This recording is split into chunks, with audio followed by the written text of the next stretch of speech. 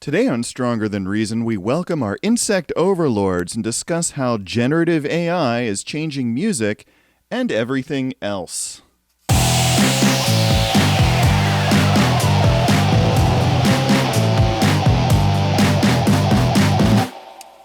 And that's a metaphor right there, folks.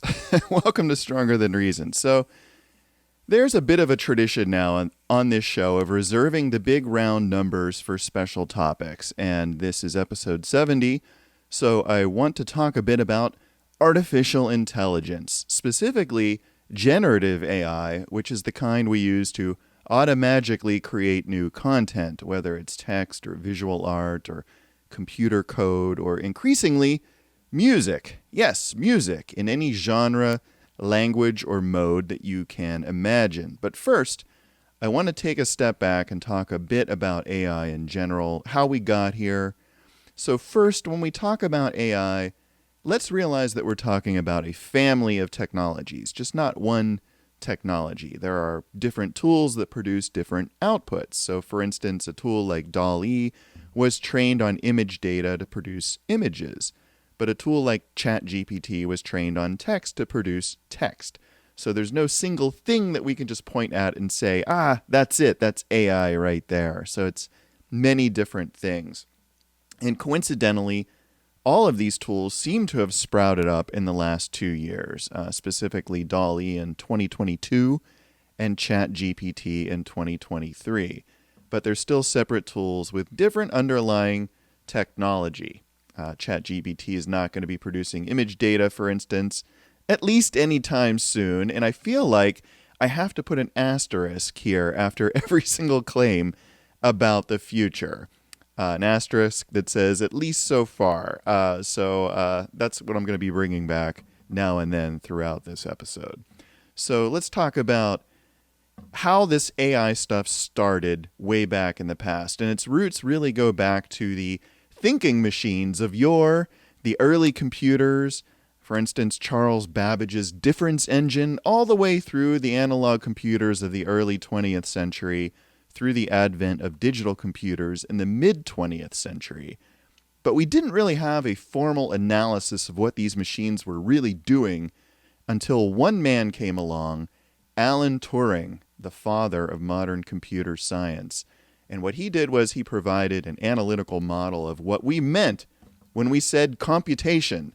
And he gave us the math behind whether something was computable or not. And he did this by designing a theoretical machine named after himself, of course, the Turing machine. And modern computers are indeed implementations of Turing machines in the sense that they can, within some practical physical limits, compute anything that is theoretically computable. Thus began the era of ever-shrinking digital computers and computer programming. And I myself was a computer programmer growing up, having cut my teeth programming the Timex Sinclair ZX80 and the TI-99 4A and the Apple IIc, which led directly to my career in IT, becoming a full-stack web developer for many decades. And counting. Not too shabby, considering that the web didn't even exist when I went to school. So it just magically appeared out of the brain of Sir Tim Berners-Lee a few years after I graduated. And that's something that I say today to encourage my own kids. The field that you wind up in may not even exist today. So keep an open mind and have a little bit of hope. So I had my first inklings of this new generation of generative AI just a couple of years ago. I started seeing ads, as I'm sure many of you did, online for AI tools for writing articles. And these were generally paid ads on social media like, Twitter, back when I was still on Twitter and whatnot. And the idea seemed to be, pay us money and we will give you an AI that can research and write articles for you. And these ads were just roundly mocked. They were just mocked. Everyone was like, what? That's not possible. What kind of ridiculous fake vapor scamware is this? And all I can say is, who's laughing now? It's OpenAI laughing probably all the way to the bank. So shortly after seeing those ads, I came across this crazy, seemingly impossible thing called dall-e. And before I knew it, the interwebs were just flooded with AI-generated images that were all strangely good and compelling, and it was so magical. You just typed in a prompt, a sentence or a few words, and the AI would just grind away for a bit and produce a new masterpiece to your specifications, showing whatever sick, perverted thing you wanted to see with whatever style and fidelity that you asked for. And we were all so charmed, weren't we? No one really considered the downsides to it, like the impact on real-world artists whose works were being pillaged as training material, or the environmental impact of running all this AI hardware. And all of that, of course, would come later in what I think of as the hangover. But next up, we had more magic in the form of ChatGPT. And the wonders never seemed to end. Now college students wouldn't even have to crib from Wikipedia. They could just straight up ask ChatGPT to write their term papers. The output would be indistinguishable from something the kid wrote themselves. I dare say, even better. So in one fell swoop, ChatGPT single-handedly killed the idea of take-home essay assignments. So at this point, some people might have been expressing concern because all of this was happening awfully fast. And we wondered, did this technology have any limits? Fortunately, ChatGPT was remarkably and hilariously stupid when given certain tasks, like, for instance, describing solutions to physical or spatial problems. Like, you would ask it how to stack various objects like eggs, nails, boards, and it would come up with some impossible nonsense like balancing the egg on the tip of the nail, and, we would all laugh and feel a little bit better about ourselves. But then in March 2023, OpenAI released GPT-4, their next generation large language model, and lo, it seemed that it could handle spatial problems with ease. And I found that amazing, but also a little upsetting. I found myself joining those who wondered, where was all of this going?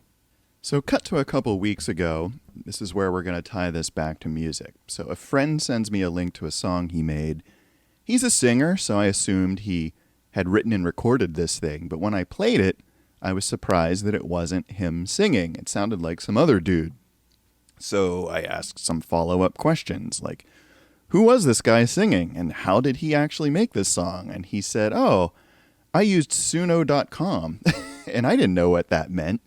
But as they say in Star Wars, I had a bad feeling about it. And it turns out suno.com is, you guessed it, a website that lets you create complete songs from as little as a few words in a prompt. And naturally, it does this in any conceivable style. You can go out there now, and I'm not endorsing them at all. There are many services that are cropping up just like it. But just as an example, if you go out there and click the Explore link, you can just browse thousands of mashed up fake music genres with so-called original songs in each. So if you're looking for lo-fi disco Irish crunk, they got ya. Klezmer shoegaze? Of course, but, it's so cliche. Avant-garde 16-bit salsa? Absolutely, but, could you please be a little more specific? And I was, to be honest, a bit horrified about that. So naturally, I created an account out there, which was free, and I messed around with it. And I found that I could give it lyrics and even some cues for song structures. So, of course, I put in the stupidest lyrics I could think of, and I made a song. And it actually spit out 2 versions of this song after less than a minute in case, I wanted some options to consider. So I have to say the resulting songs were strangely well done. If you looked at them in terms of melody, vocals, rhythm, they made sense. And they clearly had elements of the genres that I included in my prompt. And what I found really, really nuts, though, is that the vocals sounded real. One version had a woman singing in a kind of 60s style, and another had a black dude singing in a club kind of style. And both sounded like real vocalists to me. Like, they sounded really good. And it was kind of disturbing. And it almost got me wondering, like, first of all, if this is an AI, how did they train this model? Did they just run it against all of Spotify, say, or, is there something else going on here? And I can almost imagine a room full of musicians who are just fielding these requests and just ad-libbing songs in a minute or two, like along the lines of how the Amazon Fresh stores claim to be automated, but really farmed all their camera feeds out to folks overseas who provided the real labor. So another thing I kind of wondered was, okay, like how tweakable would this be really? What if they got to the point where they let me change a few notes in the vocal line or the guitar solo? If that were the case, I can imagine just throwing out Pro Tools and Ableton, right? So instead of just making songs with a bunch of waves and MIDI, your project file would just be a great big text prompt.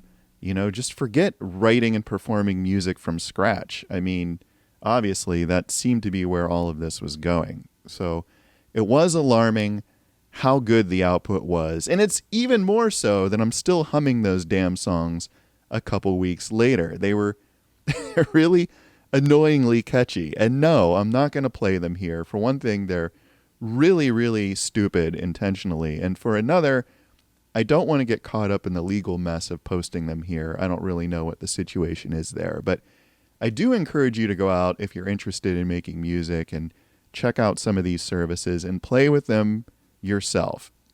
As I said, Suno is not the only music AI out there. There are others. It's just the first one I happened to try. So your mileage may vary. So, reading the room, people are busy now freaking out about possible AI futures as if there weren't enough things to have an existential crisis about with our screwed up politics and climate. Now we have to contend with an AI apocalypse. And of course, plenty of people are predicting doom and gloom. Everything from a relatively simple restructuring of jobs to humanity itself becoming obsolete, which I think is overstating things a bit. But I think my older son put his thumb directly on it, as he often does. He said, "Isn't it great, Dad, that AI is taking over all the creative arts? Well, at least we humans will always have plenty of backbreaking labor." And I get it, right? Because they don't seem to be automating the boring and tough jobs, do they?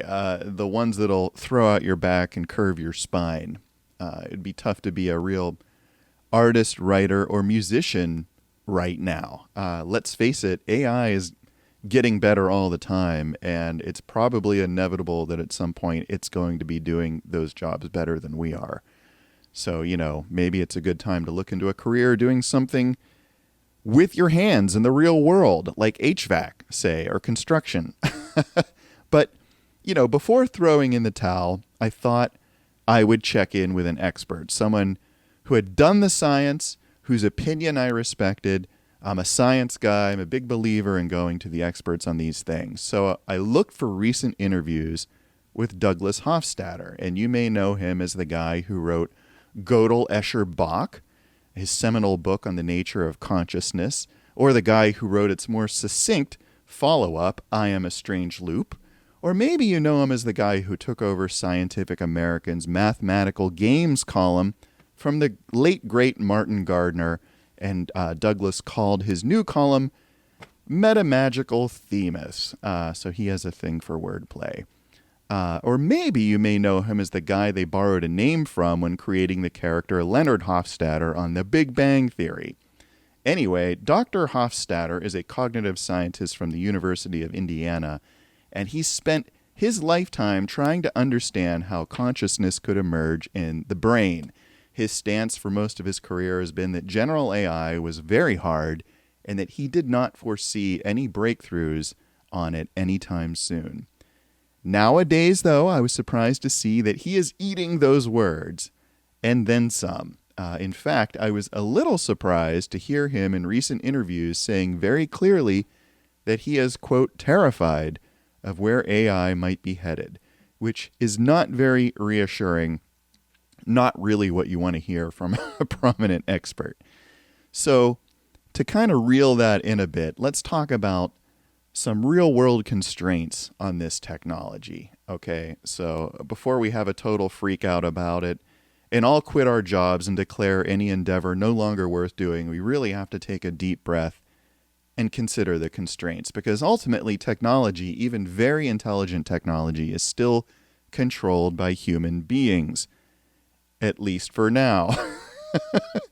So, due to humans' massive egos, we really expect that we will not lightly hand over the keys to computers anytime soon. After all, we've all seen The Terminator, we've all seen war games, and we all know what happens when computers take unlimited control. So, the first big constraint is that technology is controlled by corporations, and we know that corporations don't necessarily act in ways that are beneficial to just simply growing the technology, because they really act in ways that are beneficial to their shareholders. And the two don't always go together. They often do, but not always. So if there are sound market reasons to hold a technology back or to constrain it or to focus it in certain ways, you can count on a corporation to do that because they're greedy.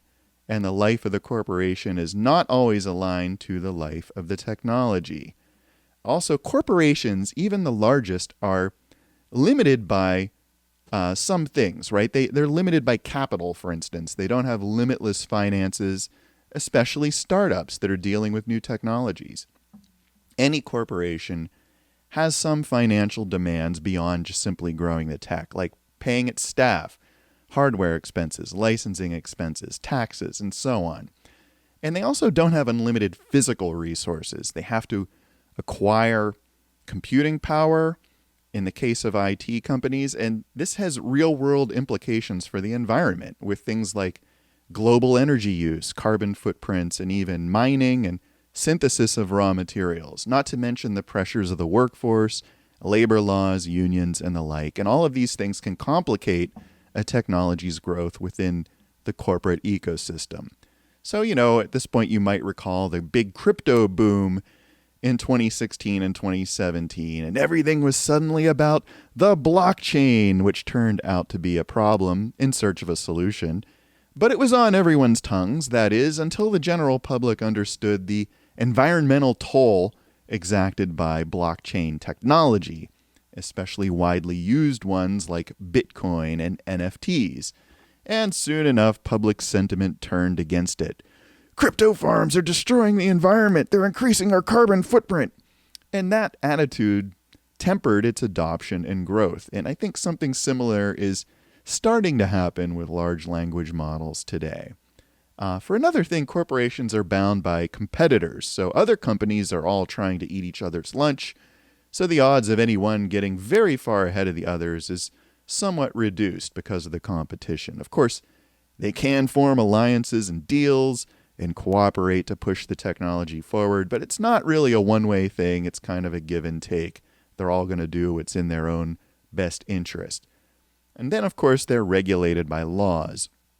And ChatGPT and dall-e are finding this out the hard way. It turns out that content creators aren't so happy with these companies training their models on their copyrighted content. In fact, there was a big backlash against AI art once people realized that it wasn't just harmless fun. It was, in fact, stealing the work of human artists who weren't getting credited or paid. So there are increasing calls for government and international regulation of generative AI. So the genie is out of the bottle, but the genie is going to have to learn some rules of the road. And, like I said, even public sentiment plays a part here. The very public backlash against Bitcoin, NFTs, and crypto services are recent examples. Public opinion influences market pressure, which can have a big effect on the corporate bottom line. So there are also constraints for us on the user side. So as users, we're of course limited by things like cost of use. It turns out these tools are often free to play with once you get on the waiting list, but, serious use will cost you. And we're also really constrained by the law, especially copyright law. There are ethical and legal ramifications to using generated content in your own works. And for the most part, that hasn't been thoroughly thought through, and I doubt there will ever be a blanket approval to freely use generated content in the same way as content directly made by a human being. There's always seems to be strings attached, of course, unless you're the unethical sort who will use generated content regardless. And, the other thing to think about is there might be a whole emerging market here that we haven't thought about yet for tools that will reliably detect AI generated content. And if you're found out using it and you shouldn't be using it, I'm sure that there could be legal and financial consequences. And we've seen that kind of thing happen in the past. Consider the arms race that went on between file sharers and groups enforcing the Digital Millennium Copyright Act, right? It's still going on in a way in the struggle over net neutrality. We're just calling it something different now. So the unbounded growth of AI is not really a foregone conclusion. That's the bottom line. But, for sure, the growth we've experienced in the past 2 years is startling, and people are justifiably concerned about what things might look like in 5, 10, or 20 years. So in terms of music, there's really a lot to say, but I'm going to boil it down to 3, what I'm thinking are pretty inevitable consequences that will be kind of hard to argue against. So first, I'm sure that there will be degrees of adopting generative AI and making new music going forward. So, of course, some music will be entirely created by AI, just like the songs that I made with that service a couple weeks ago. But for sure, human musicians are going to start employing it too on a smaller scale, maybe just to accentuate their own works. So I do expect to see a lot of AI-driven plugins in all of our favorite DAWs. So for instance, you need a vocal? You need a bitchin' guitar solo? No problem. Let the AI do it. There's no need to set up a microphone or tune your guitar. Think of it this way. Whatever instrument you play today, an AI has already replaced you, and it's better than you. I mean, I'm judging by what's come out of these dumb songs that I created. The vocals, the guitar solos, the drums, and the bass were actually quite good. And, what this means, of course, is that now all musicians can experience the pain that drummers felt when drum machines came on the scene 40, 50 years ago. So the second thing I'm predicting in terms of what's left of the smoking crater in the ground that is the music industry is that there's going to be even more of a premium on live performance, because at the end of the day, when it comes to music, it's human beings that consume it. Other AIs are not consuming music. And, despite ABBA's assumptions to the contrary, people want to see other people perform music. So if you're a musician or you have a band, there will be more incentive than ever to get out there and perform it for other people, because an AI is not going to be doing that. Again, at least so far.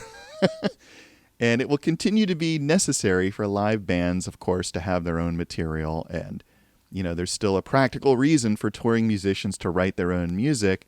But, the very idea of a band will become meaningless unless it's human beings performing the music. In general, recorded music, streaming, or on disc will be even more worthless than it is now. And it's essentially cost-free now, even when people spend months or years artisanally crafting it.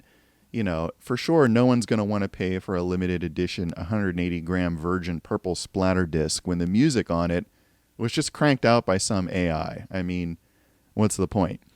So I'm guessing we're headed more toward a culture like we had 200 years ago, before Thomas Edison invented recording on wax cylinders, back when musicians gathered in a room and performed pieces together. That's going to be where it's at. That's the thing the AI can't ever replace or replicate, at least so far.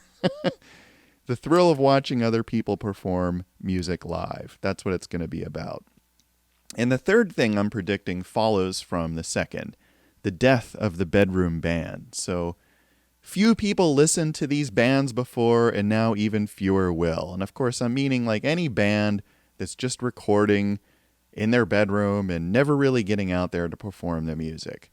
The problem is that the market was already flooded with millions of so-called bands, whether they were the traditional sort or just the sort where some dude used an app on his iPhone and put it out on Bandcamp as some band.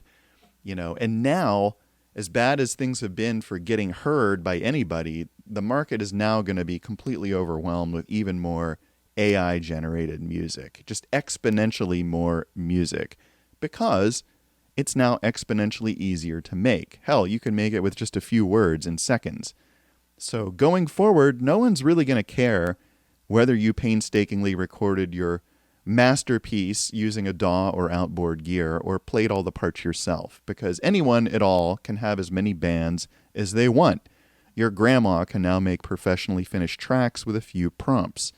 And hell, if you think about it, there's really nothing preventing Spotify or whatever streaming app replaces them, to simply provide you genre-based music on demand.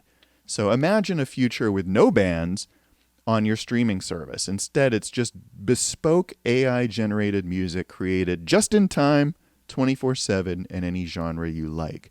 And it could get to the point where you hear a song once and it's never heard again. It was made just for you.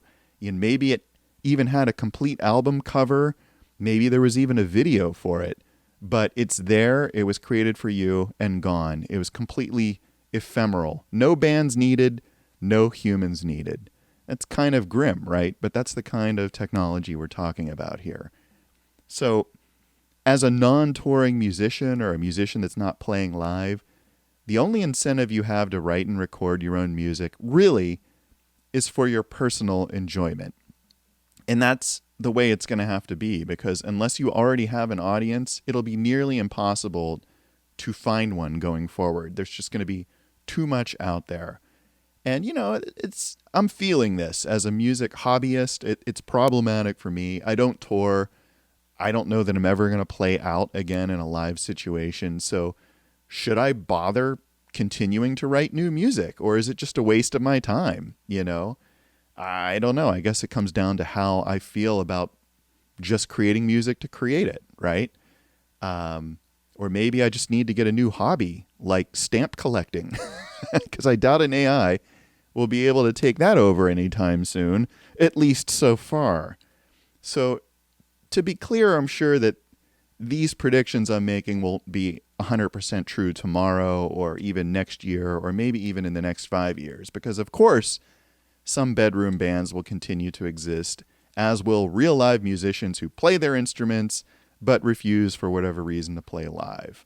In much the same way as there are people today who don't own cell phones or use email, because there are always some people who refuse new technology either out of fear or lack of interest or because they just prefer things that are retro cool. And that's fine. All I'm saying is that AI will likely influence things in such a way that musicianship and hobby bands will be even less important than they are today. And, there you have it, folks. That's my take on the current state of generative AI. I'd argue it's not as grim as some would have it. I think with any huge technical advancement, it comes with pros and cons. And, what reassures me is this. I think music is fun to listen to, and it's fun for me to play. As long as those things continue to be true, I'm not going to sell my gear, And one thing I know is this. If you're only being creative because you think people are listening to you or reading you or paying attention in some way, caring about what you're doing, I think you're not doing it for the right reasons. I mean, sure, we all love validation and, some sort of feedback to what we're doing, but I really think you should do it to do it, not for people's reactions. If I were really looking at the number of people who viewed all my videos and basing what I did off that, I would have stopped this a long time ago. Some of my videos have hardly any views, but who cares? Because, I had fun making them. And that's what's important to me. It's fun to make podcasts. It's also fun to pick up the old guitar, play music with friends, and that sort of thing. So maybe you're a professional, though, and you're concerned about how this AI stuff is going to impact your career. And I'm sure it's going to impact a lot of careers, including mine. My advice is to stop thinking of it as an impediment and start thinking of it as a tool. What can it do for you? How can you use it to your advantage? And if you haven't tried it out, I encourage you to do so. Play around with it, get familiar with it. It's like we've all moved into a new dorm, and our new roommate is this weird guy named AI. And, we can't change the situation, so we're just going to have to get comfortable and find a way to live together, you know? So if you start doing that now, who knows, you might have a competitive advantage over others in your field who are more hesitant. And I don't know any more than you do where all this is going. I am cautiously optimistic, though, because, really, these AI tools are impressive, but they aren't doing anything that a skilled person couldn't do given enough time. They're not really operating outside the realm of human knowledge and ability. To me, it seems their chief strength is just sheer speed. They can do in seconds what would take me a week or more. And, that's nothing to sneeze at. That's pretty amazing. But it's not exactly magic. I think I can see what things might be coming down in the near future. I think we're going to see some modest changes in scope. So there might be a large language model that can produce longer text narratives, maybe on the order of a short story with various characters and plot points. And, this can happen today somewhat, but I think it takes a lot of human prompting to get it right. It doesn't seem that these AIs can handle longer creative narratives like story arcs, surprises, plot devices, foreshadowing, and that kind of thing the way a human author can. I'm sure someone somewhere is working on a model that can pump out novels in the style of Stephen King or James Patterson, but we're not there yet. I think it might be the case that AIs will get better at managing context. Maybe they will start to remember more between sessions, and allow you to maintain details and come back to old ideas. I'm waiting for someone to produce an AI that creates films, short films like YouTube videos. That seems like an obvious thing we haven't seen yet, but maybe that's harder. I don't know. Maybe that isn't coming for a few years. Who knows? There is clearly a lot that AIs cannot do today, at least so far. They're, unable to generate a lengthy work of art that sustains a unique creative vision, synthesizing various human points of view like a good novel or a movie would do. Again, like they can kind of get there with a bunch of human prompting, but that's kind of cheating. And, not surprisingly, they've been unable to do things that no human has been able to do, except for a very few niche applications like chess.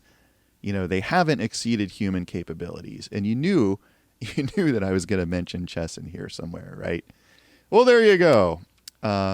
So, what kind of things am I talking about that would be really impressive for an AI to do that humans couldn't do? Well, we have yet to see an AI solve the Riemann hypothesis, or the P versus NP problem, or find Planet 9, or decode the Voynich manuscript, or provide an explanation of Cicada 3301, or solve the Publius enigma, or even to make Saturday Night Live funny again. And any of those things, as amazing as they would be, would pale against, say, devising a cure for heart disease or cancer or Alzheimer's or aging. So yeah, clearly there's a lot of room for improvement here.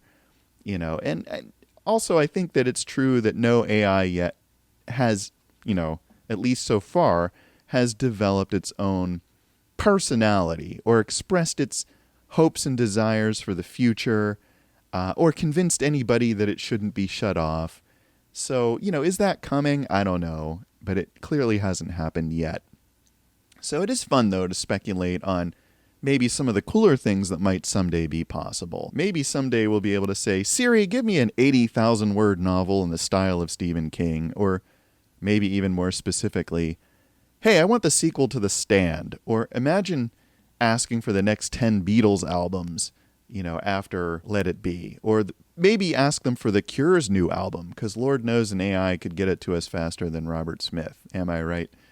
So it's crazy to think about those sorts of things. I do have some confidence that people will harness AI in unexpected ways to find novel solutions to problems, or to create new works that transcend the abilities of either the AI or the human acting independently. So, Douglas Hofstadter likened the advent of generative AI to humanity's invention of the wheel or of fire. And to be sure, those things led to new wonders, some good and some less so.